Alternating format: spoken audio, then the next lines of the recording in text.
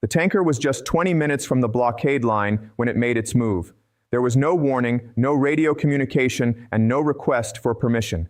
The vessel, identified as Rich Starry, altered its course, increased speed, and proceeded directly toward the United States Navy's enforcement corridor in the Strait of Hormuz, behaving as though the blockade simply did not exist. On the bridge of an American warship, the response was immediate. Every system activated in unison. What followed in those next few minutes sent a clear and unmistakable signal, not just to Washington or Beijing, but to capitals across the globe. This was not about the cargo on board, nor the destination of the vessel. It was about intent, authority, and the response of the most formidable naval force currently assembled in that region. China had, in effect, tested the blockade. The United States answered swiftly, decisively, and without hesitation. But the real significance of that moment lies elsewhere. The turning back of the tanker was not the defining outcome. What mattered was what it revealed. Beneath years of carefully managed diplomacy, trade arrangements, and restrained public messaging, a deeper reality surfaced. For the first time in decades, the disparity between China's projected capabilities and its operational limits was exposed, publicly and in real time, on one of the most strategically critical waterways in the world. And that exposure carries consequences far beyond a single vessel reversing course. To understand why, one must look at the broader structure that has been quietly built between Beijing and Tehran over the past 15 years. The American blockade did not merely halt Iranian oil exports, it severed a strategic partnership, one that both nations had invested heavily in and one that China, in particular, had come to rely upon. China is, after all, Iran's largest trading partner and its most significant oil customer. Yet this relationship extends well beyond commerce. Iran provided China with access, geographic, strategic, and logistical, through belt and road infrastructure projects. Chief among them was the port of Chabahar, offering Beijing a critical transit route that circumvented traditional U.S.-influenced maritime pathways. In return, China supplied Iran with what it needed to endure sustained international pressure. That included technology, infrastructure development, diplomatic backing in international forums, and crucially, a shadow network of oil tankers. These vessels facilitated the continued flow of Iranian crude to Chinese refineries, effectively undermining Western sanctions and sustaining the Iranian economy during prolonged periods of economic isolation. What emerged was a parallel system, a steady exchange of oil, capital, and strategic protection operating largely outside the structures dominated by Washington. Iran depended on Chinese demand for economic survival. China depended on Iranian supply to maintain affordable energy and preserve its geopolitical footing in the Middle East. That system, however, was dismantled with remarkable speed. On April 13, 2026, the United States Navy moved to shut it down, not gradually, but in the space of a single morning. Key nodes of Iran's oil export infrastructure were effectively sealed. Karg Island, responsible for the vast majority of Iranian crude exports, was locked down. Chabahar, China's alternative gateway, was rendered inoperable. Bandar Abbas, a vital maritime hub, was similarly restricted. Every route through which China had been acquiring discounted Iranian oil was cut off simultaneously. The consequences were immediate. The Belt and Road investments tied to Iran were, for all practical purposes, neutralized overnight. Billions in infrastructure spending were left stranded. Diplomatic cover, including that provided through forums such as the Shanghai Cooperation Organization, became largely irrelevant as the situation shifted from negotiation to enforcement. And enforcement, in this case, was being carried out not through dialogue, but through overwhelming military presence. 3 carrier strike groups, supported by more than a dozen warships, sustained air patrols, and submarine operations, a level of force projection China currently has no capacity to challenge in that theater. Meanwhile, an estimated 190 million barrels of Iranian oil remained stranded at sea, unable to reach market. The strategic corridor built over years had been severed in a matter of hours. Yet even this was not the moment that fully revealed the scale of China's predicament. That came when Beijing chose to test whether the blockade would hold. The tanker Rich Star approached the enforcement line and advanced. Within 20 minutes, it turned back.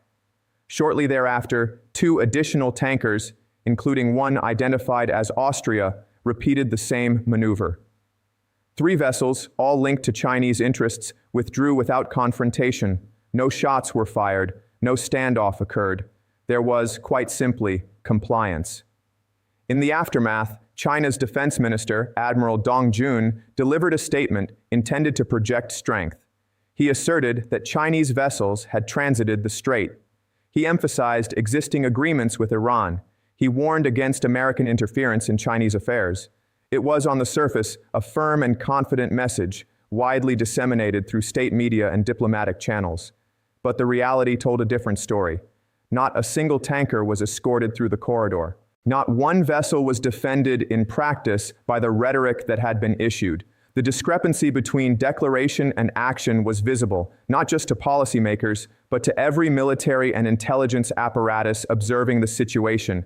And it is within that gap between stated power and demonstrated capability that the most consequential risks of this crisis now reside. China's challenge is not limited to the loss of Iranian oil. In the immediate term, that disruption is manageable. Beijing maintains substantial strategic reserves, estimated at roughly 130 days. It has the capacity to source alternative supplies, albeit at higher cost, and absorb short-term economic strain. The more pressing issue is structural, and it centers on the Strait of Hormuz itself. China imports in excess of 10 million barrels of oil per day, the vast majority transported by sea. Approximately 40% of that supply passes through Hormuz, originating not only from Iran, but also from Saudi Arabia, Iraq, the United Arab Emirates, Kuwait, and Qatar. In total, close to half of China's seaborne oil imports depend on that single maritime corridor remaining open and accessible. As long as the United States maintains effective control over the strait, China's energy security is, in very real terms, subject to American decision-making. For Beijing, that is an untenable position. It runs counter to 2 decades of strategic messaging. The assertion that China is emerging as a global power capable of operating independently of systems historically dominated by the United States. It also challenges the foundations of its domestic stability. China's industrial base, its manufacturing engine, and indeed the legitimacy of the Communist Party itself all rest upon a consistent supply of affordable energy. The expectation of continuous economic growth is not merely an economic objective in China, it is a political necessity, and that is precisely why the turning back of the rich star carries such weight. It was not simply a logistical decision, it was a moment in which China's claim to peer competitor status was tested under real-world conditions and found wanting. The question then is straightforward. What does Beijing do next? This is where the situation becomes markedly more dangerous because China does have options. The difficulty is that each carries significant risk and none offers a clean solution. The first option is direct military confrontation. In theory, China could deploy naval assets to the Strait of Hormuz and attempt to break the blockade by force. Its overseas base in Djibouti provides a logistical foothold, and the People's Liberation Army Navy has undergone rapid expansion over the past decade. Its growing network of ports across the Indian Ocean and into the Persian Gulf offers at least a framework for sustained operations. However, the operational reality in Hormuz is fundamentally different from anything China has previously encountered. The United States has assembled an extraordinary concentration of military power.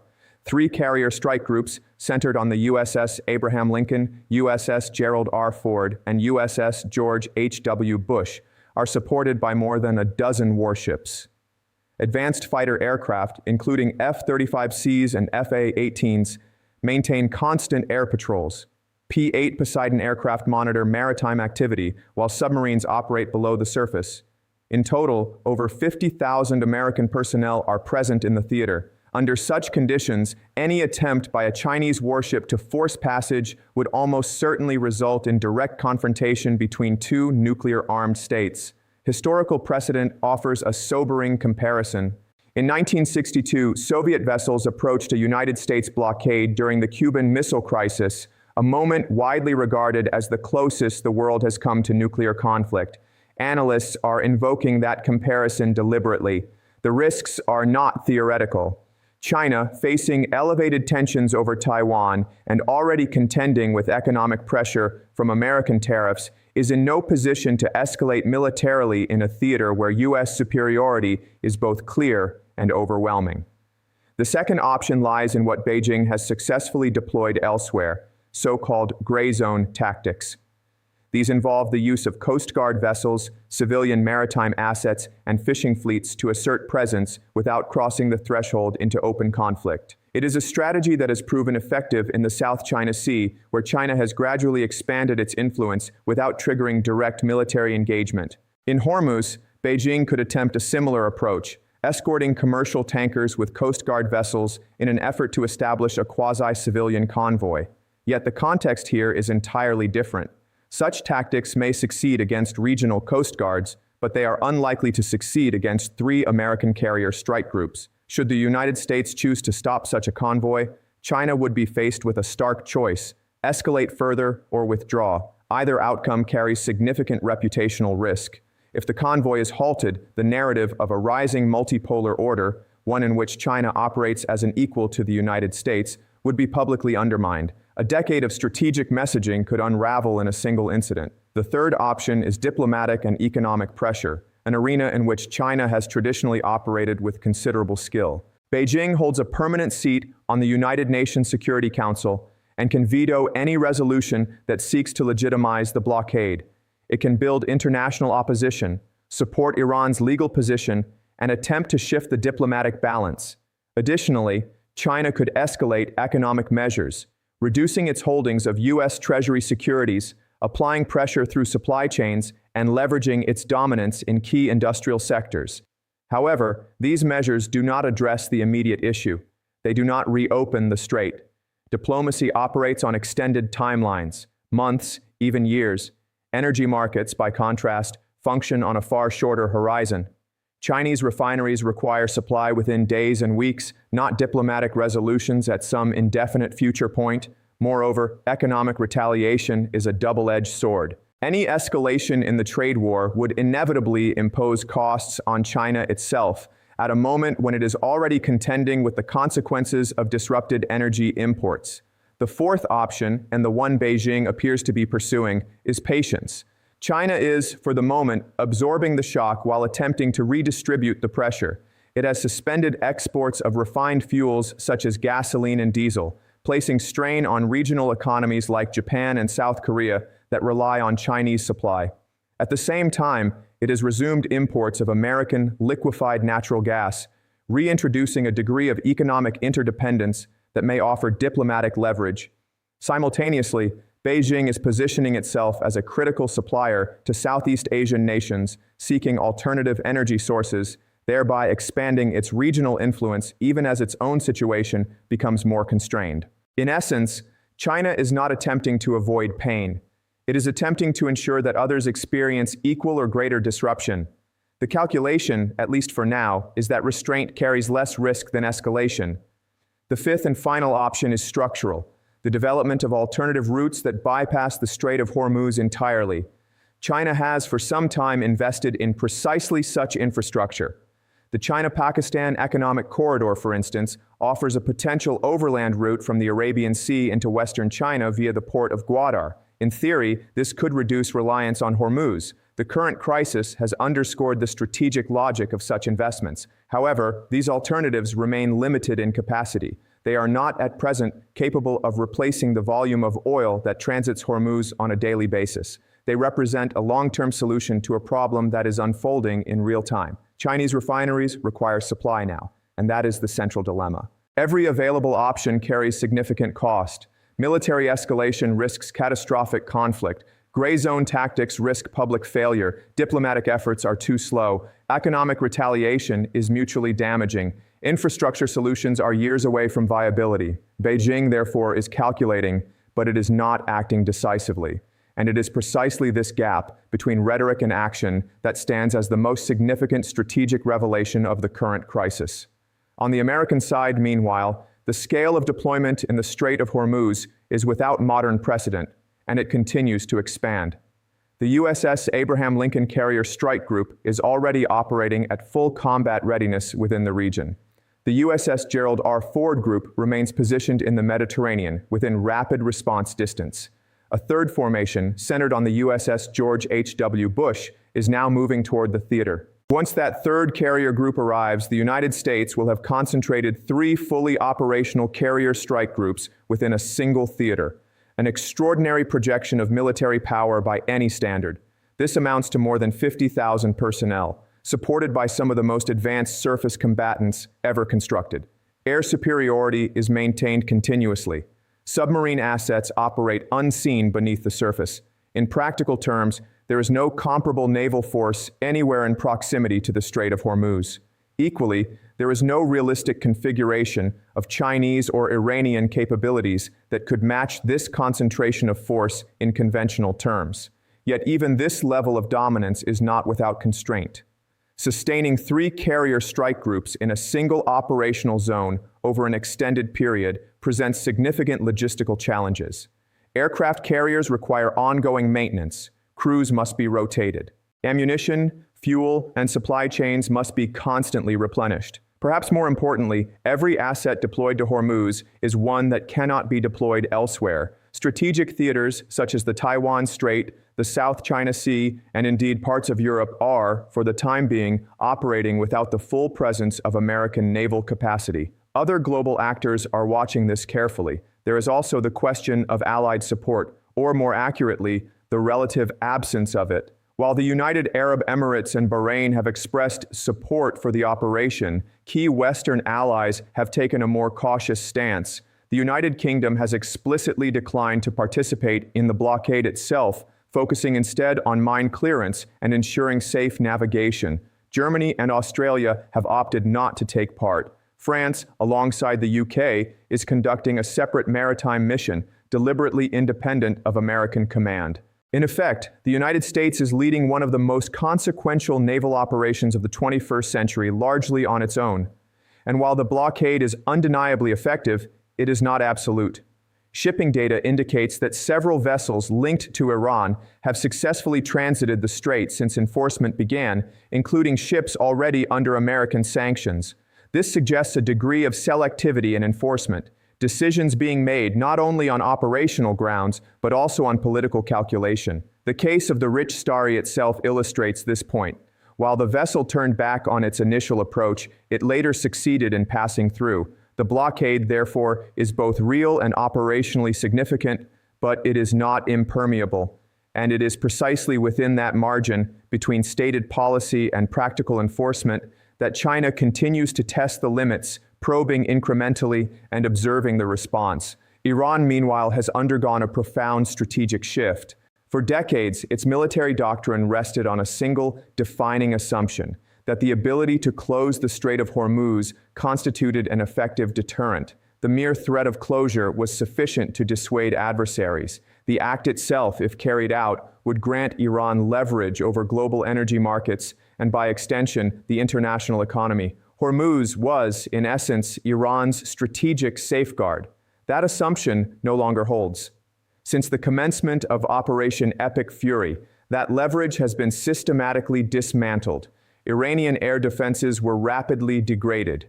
Coalition aircraft conducted strikes deep within Iranian territory, including in and around Tehran, without sustaining losses. Hardened underground facilities, long considered secure, were penetrated by advanced munitions. Key naval installations were destroyed. Elements of the Revolutionary Guard's command structure were neutralized. Supply lines to regional proxy forces were disrupted. In response, Iran did attempt to deploy its principal deterrent. It moved to close the strait, triggering a surge in global oil prices and causing widespread disruption to shipping and energy markets. But the American response was both calculated and decisive. Rather than simply reopening the strait, the United States redefined control over it. Mines were cleared. A secure maritime corridor was established. International shipping was permitted to resume. With one critical exception, Iran itself. Its ports were effectively sealed, its oil exports halted. The strait remained open to the world, but closed to the country that had once used it as leverage. In strategic terms, Iran's primary instrument of deterrence has been inverted, turned from a weapon into a constraint. The options now available to Tehran are, in practical terms, extremely limited. Remining the strait would require small craft operating in waters under continuous surveillance, a high-risk endeavor with low probability of success. Attempting a naval breakout is not feasible, given the degradation of its maritime capabilities. Direct attacks on Gulf infrastructure would risk unifying regional powers firmly against Iran, exacerbating its isolation. Escalation through proxy forces, whether in Lebanon, Yemen, or elsewhere, remains possible, but would broaden the conflict in ways that could invite far more extensive military retaliation. Each potential course of action carries consequences that would further weaken Iran's position. Meanwhile, the economic pressure continues to build. Oil revenues, estimated at roughly $13 billion per month, have been effectively cut off. Storage capacity is approaching its limits. Domestic economic strain, already evident in previous unrest, is likely to intensify significantly. Which brings us to the central question: how does this situation resolve? At present, three broad outcomes appear plausible. The first is diplomatic resolution. Under sustained pressure, Iran may return to negotiations, potentially revisiting proposals previously discussed in Islamabad. A framework could emerge that addresses the nuclear issue while allowing all parties to claim a measure of success. China, though publicly restrained, may exert quiet pressure in this direction, motivated by its own energy concerns. In such a scenario, the blockade would be lifted, and the strait would return to regulated but open operation. This is, by all indications, the outcome Washington is attempting to engineer. The second possibility is escalation. Iran could activate proxy forces more aggressively, potentially disrupting other critical waterways, such as the Bab el-Mandeb. China, in turn, might test the blockade more assertively, perhaps with quasi-military escorts. Under such conditions, the risk of miscalculation increases significantly. A limited confrontation could rapidly expand, with consequences for global energy markets and economic stability. This is the outcome all parties claim to want to avoid, yet it becomes more likely as diplomatic avenues narrow. The third scenario is prolonged standoff. The blockade holds, but fails to compel a rapid resolution. The United States faces increasing logistical strain. Allied support remains limited. China continues to probe, occasionally succeeding in moving limited volumes of oil. The situation stabilizes, but at a high level of tension, with sustained economic disruption across multiple regions. In such a case, the crisis does not resolve, it simply persists. There is a historical parallel worth noting. The Cuban Missile Crisis of 1962 lasted just 13 days. It concluded when one side, faced with the reality of military escalation, chose to step back. Today, a similar dynamic is unfolding, albeit in a different geography and under very different circumstances. The essential logic, however, remains unchanged. Military force has established a line. Diplomacy remains the only viable means of avoiding a far more serious confrontation. China's actions thus far suggest caution. Its vessels have turned back. Its rhetoric has not translated into direct intervention. Beijing is calculating, weighing cost against risk. And that calculation and the decision not to cross the line may ultimately determine whether this crisis finds resolution or escalates beyond control. In the end, the true measure of power lies not in what is declared, but in what is demonstrated. In the Strait of Hormuz, that distinction is being tested in real time. One decision, one movement, one day at a time. For now, the strait no longer serves as Iran's instrument of leverage. It has instead become a constraint upon it.